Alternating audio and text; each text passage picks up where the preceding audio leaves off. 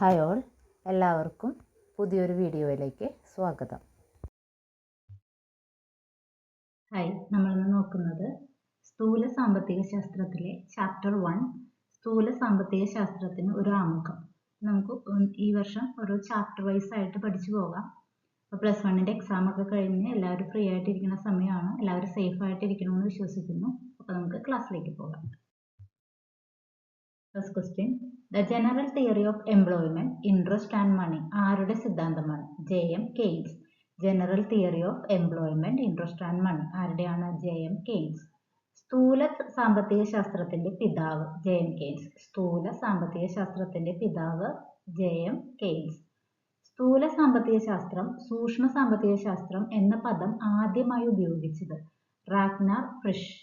സ്ഥൂല സാമ്പത്തിക ശാസ്ത്രം, സൂക്ഷ്മ സാമ്പത്തിക ശാസ്ത്രം എന്ന പദം ആദ്യമായി ഉപയോഗിച്ചത് റാഗ്നാർ ഫ്രിഷ്. 1930കളിലെ സാമ്പത്തിക മാന്ദ്യം സൃഷ്ടിച്ച പ്രധാന പ്രത്യാഘാതങ്ങൾ കണ്ടെത്തുക. 1930കളിലെ സാമ്പത്തിക മാന്ദ്യം സൃഷ്ടിച്ച പ്രധാനപ്പെട്ട പ്രത്യാഘാതങ്ങൾ: തൊഴിലില്ലായ്മ, ഡിമാൻഡിലുള്ള ക്ഷയം, നിക്ഷേപങ്ങൾ കുറഞ്ഞു, വ്യവസായശാലകൾ ഉൽപാദനം കുറച്ചു. എന്തൊക്കെയാണ്? തൊഴിലില്ലായ്മ, ഡിമാൻഡിലുള്ള ക്ഷയം, നിക്ഷേപങ്ങൾ കുറഞ്ഞു, വ്യവസായശാലകൾ ഉൽപാദനം കുറച്ചു. അടുത്തത്, സ്ഥൂല സാമ്പത്തിക ശാസ്ത്രം സൂക്ഷ്മ സാമ്പത്തിക ശാസ്ത്രത്തിൽ നിന്ന് എങ്ങനെ വേർപെട്ടിരിക്കുന്നു, അല്ലെങ്കിൽ എപ്രകാരം വ്യത്യാസപ്പെട്ടിരിക്കുന്നു? അതായത് സ്ഥൂല സാമ്പത്തിക ശാസ്ത്രവും സൂക്ഷ്മ സാമ്പത്തിക ശാസ്ത്രവും തമ്മിലുള്ള വ്യത്യാസം. സ്ഥൂല സാമ്പത്തിക ശാസ്ത്രം സഞ്ചിത പഠനമാണ്. എന്ന് പറഞ്ഞാൽ എന്താണ്? ഒരു കാര്യത്തെക്കുറിച്ച് മൊത്തത്തിലുള്ള പഠനമാണ്. ഒരു രാജ്യത്തെക്കുറിച്ചുള്ള പഠനം, അല്ലെങ്കിൽ ഒരു സംസ്ഥാനത്തെക്കുറിച്ചുള്ള, അങ്ങനെ മൊത്തത്തിലുള്ള പഠനത്തെയാണ് എന്ത് പറയുന്നത്? സ്ഥൂല സാമ്പത്തിക ശാസ്ത്രം. സൂക്ഷ്മ സാമ്പത്തിക ശാസ്ത്രം വ്യക്തിഗത പഠനമാണ്. ഒരു വ്യക്തിയുടെ ഇൻകത്തിനെ കുറിച്ച്, അല്ലെങ്കിൽ ഒരു വ്യക്തിയുടെ എക്സ്പെൻസിനെ കുറിച്ചാണ്. ഒരു പർട്ടിക്കുലർ ഐറ്റത്തിന്റെ മാത്രം പഠനമാണ് എന്ത്? സൂക്ഷ്മ സാമ്പത്തിക ശാസ്ത്രം. അപ്പോൾ സ്ഥൂല സാമ്പത്തിക ശാസ്ത്രം സഞ്ചിത പഠനമാണ്, സൂക്ഷ്മ സാമ്പത്തിക ശാസ്ത്രം വ്യക്തിഗത പഠനമാണ്. ഒരു തുറന്ന സമ്പദ് വ്യവസ്ഥ അടഞ്ഞ സമ്പദ് വ്യവസ്ഥയിൽ നിന്ന് എപ്രകാരം വ്യത്യാസപ്പെട്ടിരിക്കുന്നു? മറ്റു രാജ്യങ്ങളുമായി വ്യാപാര ബന്ധമുള്ള സമ്പദ് വ്യവസ്ഥ തുറന്ന സമ്പദ് വ്യവസ്ഥ. മറ്റു രാജ്യങ്ങളുമായി വ്യാപാര ബന്ധമുള്ള സമ്പദ് വ്യവസ്ഥയാണ് തുറന്ന സമ്പദ് വ്യവസ്ഥ. മറ്റു രാജ്യങ്ങളുമായി സാമ്പത്തിക പ്രവർത്തനങ്ങൾ ഇല്ലാത്ത സമ്പദ് വ്യവസ്ഥയാണ് അടഞ്ഞ സമ്പദ് വ്യവസ്ഥ. മറ്റു രാജ്യങ്ങളുമായി സാമ്പത്തിക പ്രവർത്തനങ്ങൾ ഇല്ലാത്ത സമ്പദ് വ്യവസ്ഥയാണ് അടഞ്ഞ സമ്പദ് വ്യവസ്ഥ. അടുത്തത്, ഒരു സമ്പദ് വ്യവസ്ഥയിൽ സ്ഥൂല സാമ്പത്തിക ശാസ്ത്രത്തിന്റെ പഠന മേഖലകൾ ഏതൊക്കെയാണ്? ഒരു സമ്പദ് വ്യവസ്ഥയിൽ സ്ഥൂല സാമ്പത്തിക ശാസ്ത്രത്തിന്റെ പഠന മേഖലകൾ. നമുക്കറിയാം, സ്ഥൂല സാമ്പത്തിക ശാസ്ത്രം എന്ന് പറഞ്ഞാൽ എന്താ? സഞ്ചിത പഠനമാണ്. ഒരു മൊത്തത്തിലുള്ള പഠനത്തെയാണ് നമ്മൾ എന്ത് പറയുന്നത്? സ്ഥൂല സാമ്പത്തിക ശാസ്ത്രം. അതിൽ ഏതൊക്കെ വരും? ദേശീയ വരുമാനം നിർണ്ണയിക്കുന്ന രീതികൾ, തൊഴിലില്ലായ്മ, തൊഴിൽ നിയമങ്ങൾ, പണത്തിന്റെ ഡിമാൻഡും സപ്ലൈയും, പണനയം, ധനനയം, അന്താരാഷ്ട്ര വ്യാപാരം, സാമ്പത്തിക വളർച്ചയെക്കുറിച്ചുള്ള സിദ്ധാന്തങ്ങൾ. ഇതൊക്കെയാണ് സ്ഥൂല സാമ്പത്തിക ശാസ്ത്രത്തിന്റെ പഠന മേഖലകൾ. അടുത്തത്, ചുവടെ ചേർത്തിരിക്കുന്നവയെ സ്ഥൂല സാമ്പത്തികം സൂക്ഷ്മ സാമ്പത്തിക ശാസ്ത്ര ശാഖകളായിട്ട് വേർതിരിക്കാനായിട്ട്. അപ്പൊ നമുക്കറിയാം, വ്യക്തിഗത പഠനമാണ് സൂക്ഷ്മ സാമ്പത്തിക ശാസ്ത്രം, മൊത്തത്തിലുള്ള പഠനമാണ് സ്ഥൂല സാമ്പത്തിക ശാസ്ത്രം.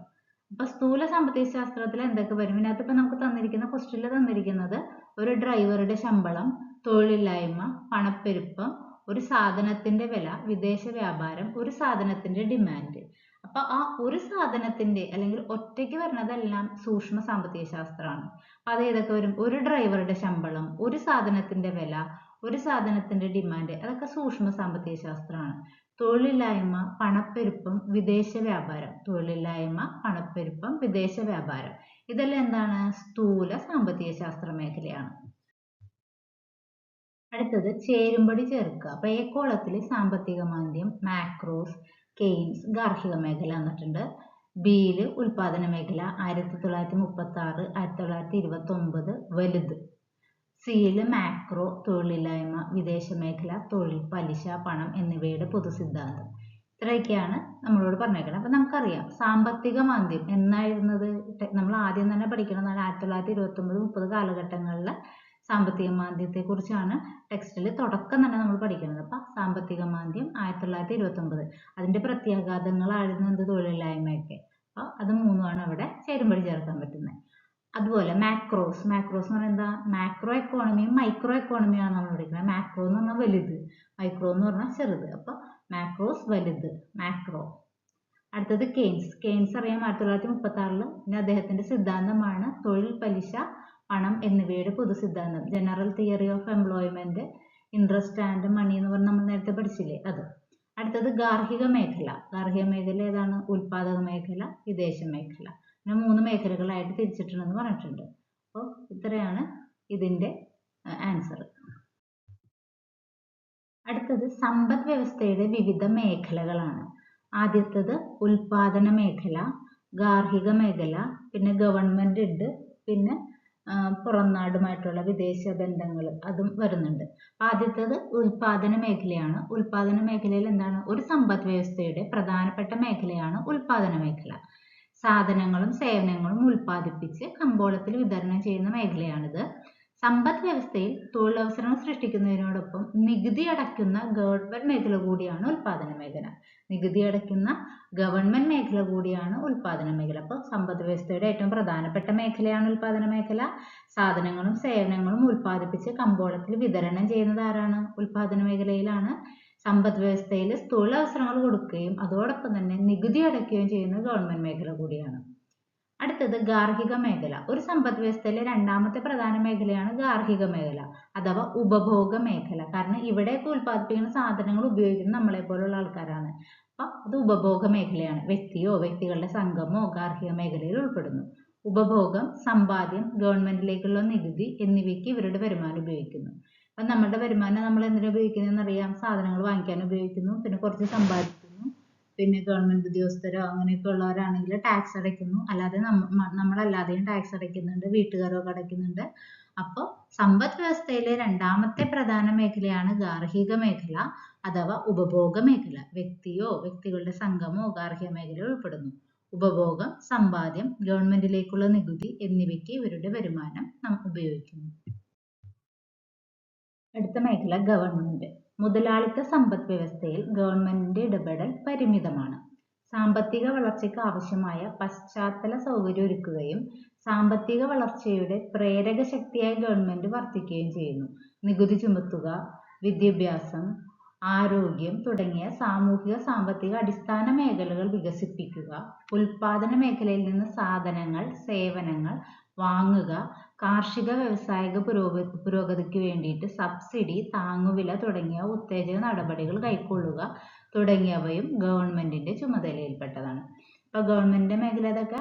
മുതലാളിത്ത സമ്പദ് വ്യവസ്ഥയിൽ പൊതുവെ ഗവൺമെന്റിന്റെ ഇടപെടൽ പരിമിതമാണ്. പക്ഷെ സാമ്പത്തിക വളർച്ചയ്ക്ക് ആവശ്യമായ പശ്ചാത്തല സൗകര്യം ഒരുക്കുകയും സാമ്പത്തിക വളർച്ചയുടെ പ്രേരക ശക്തിയായി ഗവൺമെന്റ് വർത്തിക്കുകയും ചെയ്യുന്നു. നികുതി ചുമത്തുക, വിദ്യാഭ്യാസം, ആരോഗ്യം തുടങ്ങിയ സാമൂഹിക സാമ്പത്തിക അടിസ്ഥാന മേഖലകൾ വികസിപ്പിക്കുക, ഉൽപാദന മേഖലയിൽ നിന്ന് സാധനങ്ങളും സേവനങ്ങളും വാങ്ങുക, കാർഷിക വ്യാവസായിക പുരോഗതിക്ക് വേണ്ടി സബ്സിഡി, താങ്ങുവില തുടങ്ങിയ ഉത്തേജക നടപടികൾ കൈക്കൊള്ളുക തുടങ്ങിയവയൊക്കെ ഗവൺമെന്റിന്റെ ചുമതലയിൽപ്പെട്ടതാണ്. അടുത്തത് ബാഹ്യമേഖല എന്ന് പറഞ്ഞാൽ എന്താണ്? 3 മേഖലകളിൽ നിന്ന് വ്യത്യസ്തമായിട്ട് ബാക്കി 3 മേഖലകളും നമ്മുടെ നാട്ടിൽ തന്നെ ഉള്ളതാണ്. പക്ഷെ ബാഹ്യമേഖല എന്ന് പറഞ്ഞാൽ പുറം നാടുമായിട്ടുള്ള നമ്മുടെ റിലേഷൻഷിപ്പാണ് ഇതിൽ പറയുന്നത്. അപ്പോൾ ഒരു രാജ്യത്തിന്റെ ആഭ്യന്തര അതിർത്തിക്കുള്ളിൽ വരുന്നതാണ് മറ്റു 3 ഒരു സമ്പദ് വ്യവസ്ഥ മറ്റു രാജ്യങ്ങളുമായി സാമ്പത്തിക ബന്ധങ്ങളിൽ ഏർപ്പെടുമ്പോഴാണ് അതൊരു തുറന്ന സമ്പദ് വ്യവസ്ഥയുള്ളത്. നമ്മൾ നേരത്തെ പഠിച്ചു.